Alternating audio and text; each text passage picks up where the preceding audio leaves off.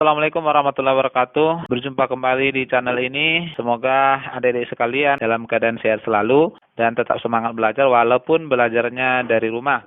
Kali ini Bapak akan menyampaikan tentang pembahasan penerapan usaha dan energi dalam berbagai persoalan di dalam kehidupan. Jadi nanti kita akan bahas soal-soal yang berkaitan dengan konsep yang masuk level di tingkat SMA ya, terutamanya nanti level-level yang top. Nah, tapi sebelumnya kita lihat dulu tujuan pembelajaran kita. Setelah mengikuti pembelajaran, siswa diharapkan mampu satu, menerapkan konsep-konsep dasar usaha dan energi dalam berbagai masalah di kehidupan. Lalu yang kedua adalah menganalisis penerapan hukum kekekalan energi mekanik dalam berbagai masalah kehidupan. Nah, kita akan bahas. Ini ada soal latihan 3 di sini. Sebuah benda bermassa 1 kilogram. Ini soal adalah di bidang vertikal. Lalu yang kedua ini sebuah mobil, ini di bidang horizontal. Lalu yang ketiga adalah di bidang vertikal ya. Keempat ini kalau kita perhatikan nanti kita akan bahas di pembahasannya. Ini adalah gabungan konsep usaha energi ya pada bidang miring dan gaya gesek. Dan yang kelima ini adalah sama seperti nomor 4 tadi, hanya saja di sini bidang miringnya licin dan bidang datarnya yang kasar, dan ditanya di sini panjang lintasan balok agar berhenti.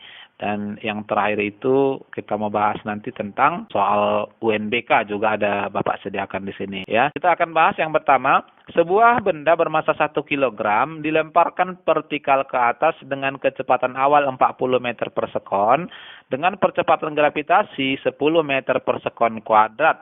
Tentukan ketinggian benda saat energi potensialnya sama dengan energi kinetiknya. Nah, ini dilemparkan ke atas, lalu ditanya ketinggian ketika energi potensial sama dengan energi kinetiknya.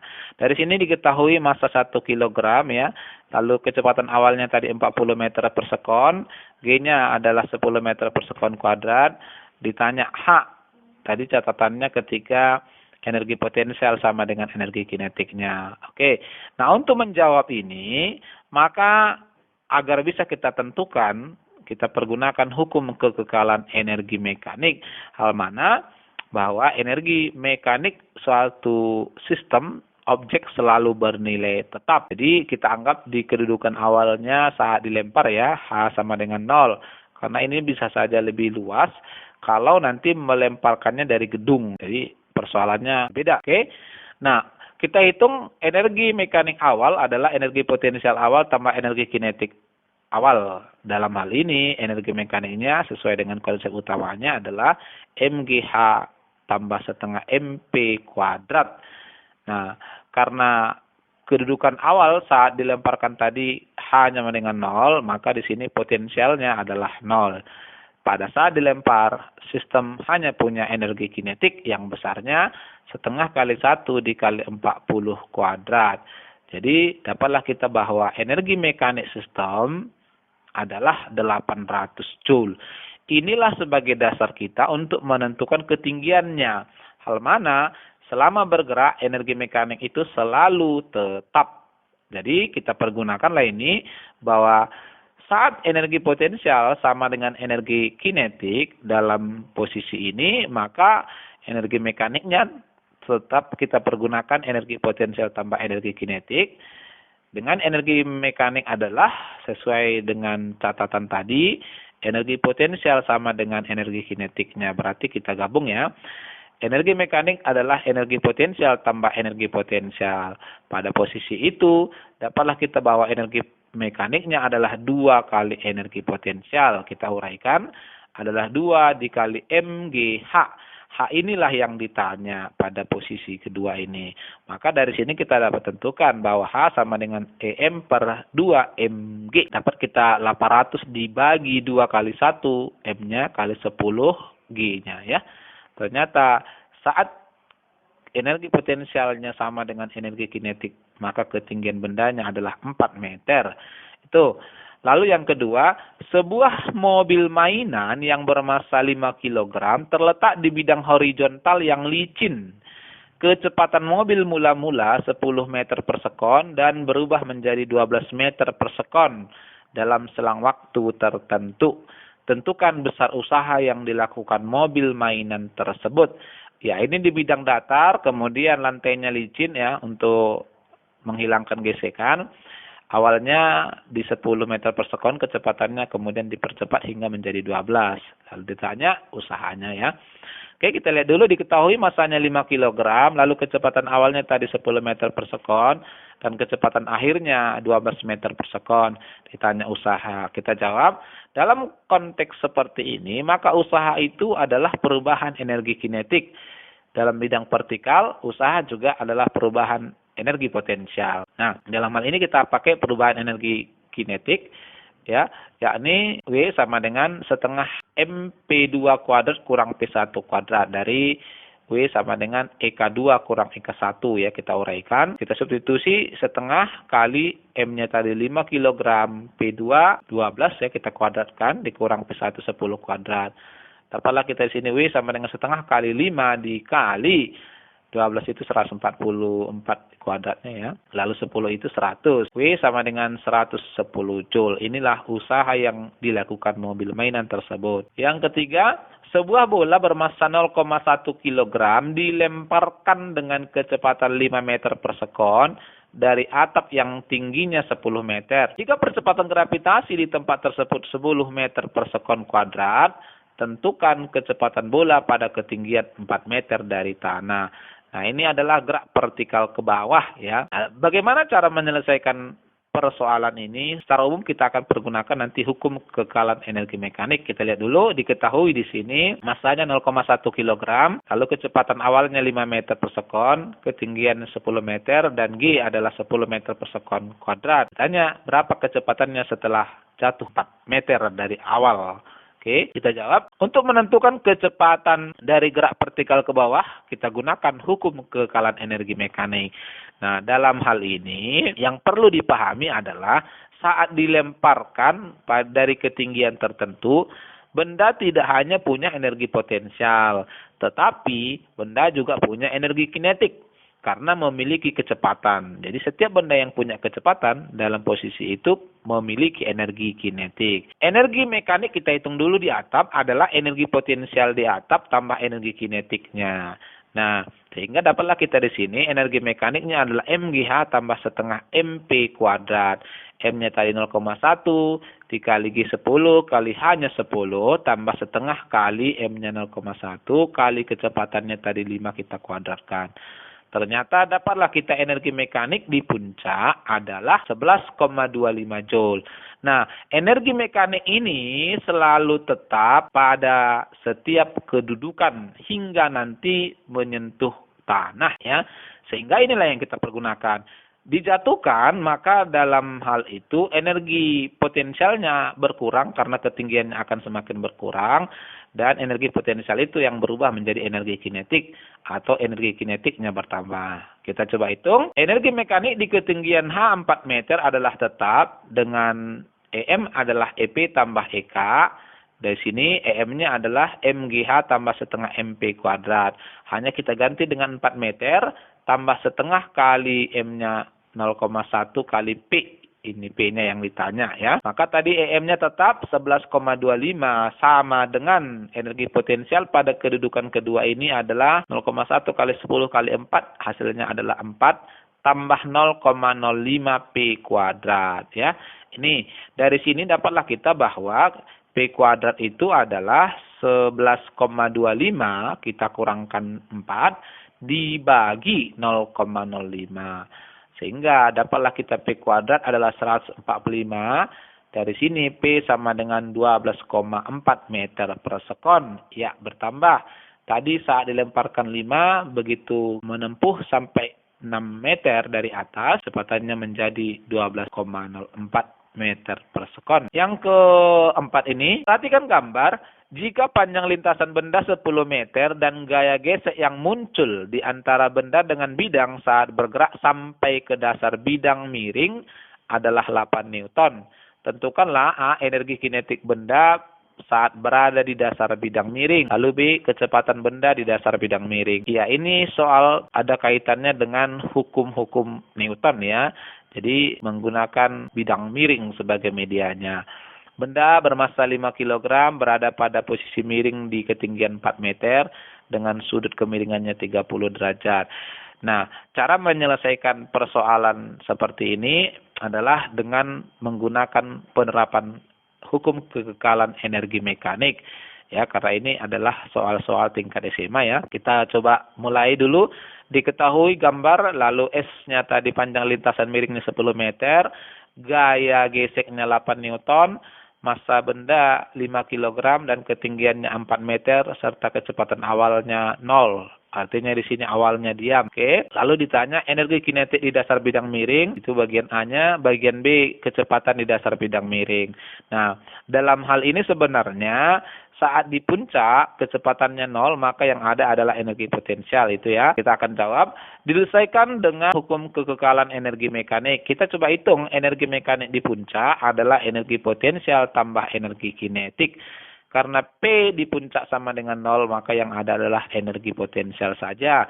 Dari sini dapatlah kita energi mekanik adalah MGH sama dengan 5 kali 10 kali 4 tambah EK-nya tadi 0 ya. Karena kecepatannya 0, dari sini dapatlah kita energi mekaniknya adalah 200 Joule. Nah, sepanjang lintasan hingga ke dasar energi mekaniknya tetap ya, sama seperti yang saya sampaikan tadi, energi potensial yang berubah menjadi energi kinetik kita akan pergunakan. Nah, energi mekanik di dasar tetap, maka energi mekanik dasar adalah energi potensial tambah energi kinetik. Di dasar energi potensialnya 0, sudah seluruhnya berubah menjadi energi kinetik. Oleh karenanya energi kinetik dalam hal ini bernilai 200 Joule atau sama dengan energi mekaniknya. Dengan menggunakan ini maka persamaan energi kinetik setengah MP kuadrat, dari sini kita dapatkan bahwa P kuadrat sama dengan EK per setengah M. Setelah kita P kuadrat sama dengan 200 per setengah kali masanya 5, yakni nilainya 80. Dengan demikian maka P adalah akar 80, dapatlah kita 4 akar 5 meter per sekon. Sehingga kecepatan balok di dasar adalah 4,5 meter per sekon. Yang kelima, balok bermassa 4 kg meluncur turun dari titik X melalui Y dan berhenti di titik Z seperti gambar di bawah ini. Dalam hal ini G sama dengan 10 meter per sekon kuadrat. Jika koefisien gesekan kinetik antara balok dengan bidang YZ adalah 0,2, jadi bidang YZ itu adalah bidang kasar, koefisien gesek kinetisnya 0,2. Tentukan panjang lintasan YZ. Iya. Kalau kita perhatikan, balok ini akan meluncur ya, sehingga potensial seluruhnya berubah menjadi kinetik, lalu energi kinetik ini akan berubah menjadi energi kalor karena gesekan.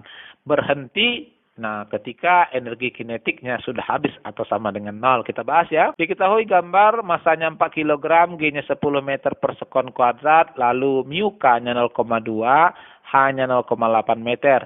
Ditanya SYZ-nya, kita jawab. Menyelesaikan ini menggunakan hukum kekekalan energi mekanik, bahwa energi mekanik itu selalu tetap. Kita lihat dulu di puncak. Di puncak energi mekanik sama dengan energi potensial, dalam hal ini kinetisnya 0. Dan di dasar energi mekanik sama dengan energi kinetik, energi potensial 0 karena hanya sudah 0. Kita coba hitung, besar energi mekaniknya adalah M dikali G dikali H. M sama dengan 4 kali 10 kali 0,8. Ternyata energi mekanik di puncak adalah 32 Joule. Inilah ya yang berubah menjadi energi kinetik di dasar.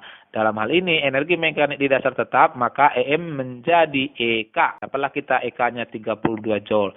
Selanjutnya EK akan seluruhnya berubah menjadi gaya gesek ya, menjadi kalor karena gaya gesek. Nah, berhenti saat EK-nya 0. Itulah saat baloknya berhenti. Coba kita hubungkan dengan gaya gesek. Energi kinetik itu ada kaitannya dengan usaha, ya, perubahan energi kinetik adalah usaha.